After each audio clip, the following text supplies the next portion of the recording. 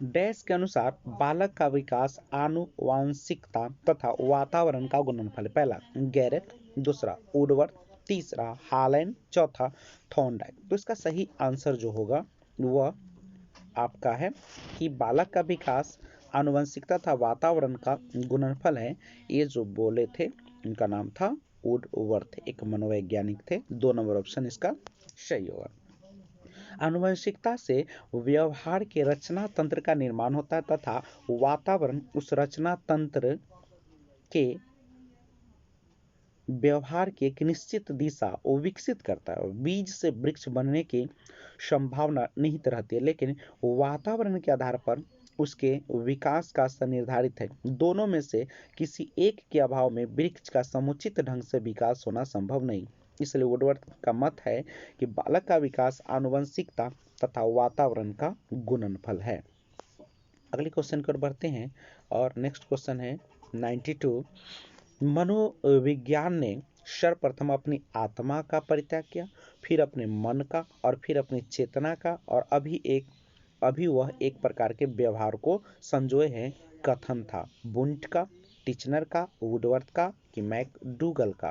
तो इसका सही आंसर जो होगा वो ऑप्शन नंबर 3 होगा, वुडवर्थ का। यानी साइकोलॉजी मनोविज्ञान यूनानी भाषा का शब्द है साइकोलॉजी। यह 2 शब्दों से मिलकर बना है, साइकी तथा लोगस। अतः साइकोलॉजी शब्द का अर्थ है आत्मा का अध्ययन। कालचक्र अनुसार मनोविज्ञान का विषय बदलता रहा और अंततः मनोविज्ञान का विषय व्यवहार का अध्ययन बना।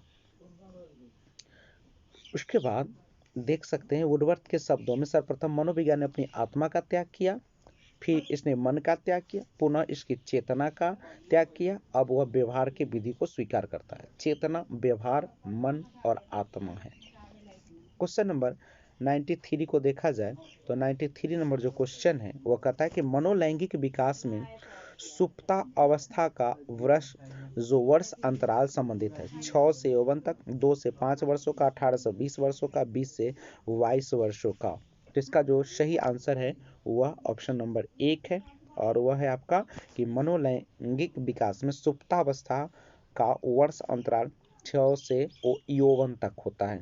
यानी मनोलैंगिक विकास का सिद्धांत सिगमंड फ्रायड के द्वारा दिया गया, और इस विकास के सिद्धांत के अनुसार सुप्ता अवस्था का वर्ष अंतराल जो है 6 वर्ष से यौवन यानी किशोरावस्था तक है।